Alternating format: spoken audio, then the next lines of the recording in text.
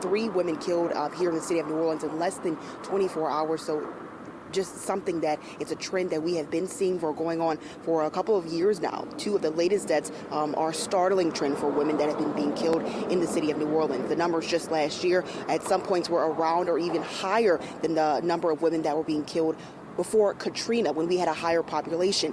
That's a statistic that City Council Vice President Helena Moreno is not happy with. Were higher than they've been since 1996. You also have to remember that in 1996, we had 70,000 more women living in New Orleans than we do now. It's just still so gut-wrenching and horrible to see what we're seeing in our streets, and the fact that now we're seeing women impacted at these levels, it's tragic. We are following breaking news from overnight in Treme. 2 women are dead following a shooting at the corner of North Claiborne and Dumaine Streets. The shooting, the latest to involve women in New Orleans.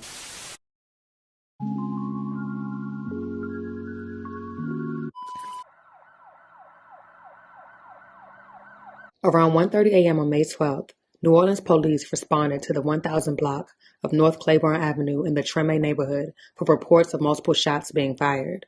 Upon arrival, they would find 2 unresponsive women suffering from multiple gunshot wounds.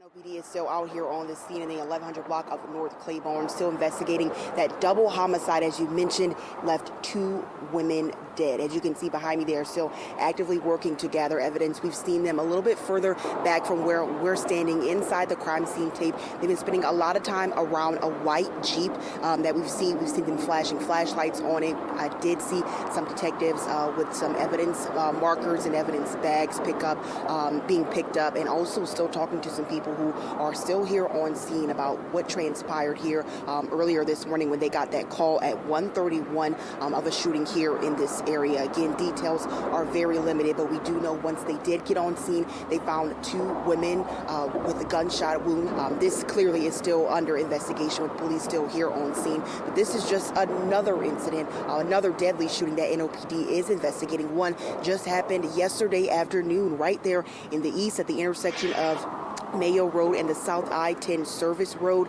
That was when 1 woman was shot and killed in her car. We were on scene at that incident. We did hear a lot of emotion coming from some people in that area that were on the scene, with one man screaming emotion, with a whole lot of emotion, just tears, that was his daughter. The victims were identified as 20-year-old Imani Williams and 20-year-old mother Jadamyn Jones, who were both found shot near an overpass near a local hookah bar. Both women, who were friends, were taken to a local hospital where they were sadly pronounced dead. According to police, the 2 were leaving the hookah bar after celebrating Jadamyn's upcoming graduation from Nunez Community College next week and Imani's 20th birthday, when out of nowhere, a hail of bullets began flying, with nearby residents describing the sounds as fireworks. Bullets flew through the area, some ripped through cars and even homes, with several residents confirming that this was not the first time something like this has happened in the area. At least 100 evidence markers were put up by NOPD.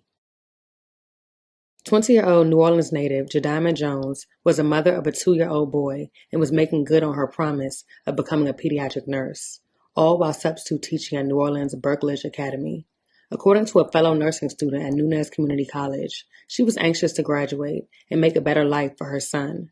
Helping others was a passion she always possessed, so choosing a career in the health field came as no surprise to those close to her. Jadamyn spent the majority of her time studying and doing crafts with her son, just an overall positive, sweet, and calming presence, even amidst all of the pressure that often comes with being a nursing student. A close friend described her as having the sweetest voice, with one of her favorite phrases always being, "Everything is going to be okay." 20-year-old Imani Williams was a graceful and fun-loving young woman who loved makeup and clothes and excelled at doing hair, something that started as a hobby and side gig but quickly grew to a successful business. Imani followed her parents' footsteps by attending Southern University in Baton Rouge. According to a close friend, she was always there to uplift you whenever you were feeling down. The reality of Imani's untimely murder is something she is still struggling to come to terms with. Now the corner where they were simply enjoying their Thursday night has turned into a memorial. Friday's shooting means now 3 women have been shot and killed in New Orleans in 24 hours, following the fatal shooting of 28-year-old Asia Davis off the I-10 service road Thursday morning. Southern University President Chancellor Dennis J. Shields offered his condolences to Imani's family in a statement Saturday, saying, "This student, like others, who are taken away because of senseless acts of violence, will never get to graduate and fulfill her dreams." New Orleans Police Chief Michelle Woodfork has held no press conferences about the recent killings, and a spokesperson for the agency said there were no plans to do so. Woodfork's own cousin was among the 12 women killed so far this year. What was supposed to be a celebration turned into a memorial. Police say a shooting happened around 1:30 Friday morning near North Claiborne and St. Philip. Witnesses tell WWL-TV some sort of graduation party was happening in a nearby lounge. They don't know where the bullets came from, but once the shots started, everyone ran. Witnesses say they saw one victim on the ground with a graduation cap. Dozens of evidence markers were put up by NOPD. Neighbors say it sounded like fireworks. Me and my wife was laying in bed. Like I said, it happened by about 1:30, something like that in the morning. It sounded like about 10, 15 shots. We heard it, and we dove on the floor behind the bed. The bullets flew through the area, some ripping through cars and even Davis Sterling's house.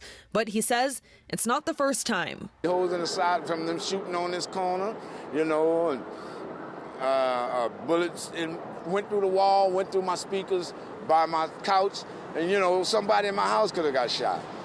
You know, so I'm really upset about it, but as before, you know, we can't do nothing about that. Now, 2 young women are dead, according to several social media posts. One, a mother who is about to become a nurse. This surveillance video shows the moments at least 4 women are seen leaving from the hookah joint on North Claiborne. I'm told one of the women was set to graduate from Nunez College on Tuesday. She was there to celebrate that milestone. The other woman was celebrating her 20th birthday. It was just supposed to be a good time, and it ended up just, unfortunately, 30 minutes before the party was going to end, that's when we heard the shots fired. The suspect, who appears to be hiding here at the corner of St. Philip Street, is seen running towards the women firing shots. They run across the street underneath the Claiborne Bridge. He continues to follow them, firing more shots. One woman drops. What happens next is too graphic for WDSU to show. This angle shows the women walking from the venue before others are seen running from the shots being fired. There was some crying. You could hear girls outside like screaming. I saw a couple girls like drop to the floor when they found out what was going on. In the parking lot under the bridge, several vehicles also hit with gunfire from what appears to be an automatic weapon. It's just sad, you know, but it happens all over New Orleans, so you don't know where it's going to happen. David says he and his wife were sleeping when they heard what sounded like bombs. But if you're right where the water spots is, there's still blood, like blood clots still on the ground right now. They didn't wash it all. This comes just a day after yet another woman was shot and killed in the Seabrook neighborhood. Mayor LaToya Cantrell talks about violence involving women. None of these acts are random at all. And what we have to understand that women also play a role in violent activity in our city. And so they will remain under active investigation. And people from here on the scene actually tell me that there were 2 shooters. City leaders are concerned about the high rate of women getting killed on city streets. City Council Vice President Helena Moreno says the rates of women being killed hasn't been this high since 1996, calling this a serious situation that needs to be addressed. Police still have no possible motive or suspects in the shooting. They are pleading with the public to come forward with any information. The case remains ongoing.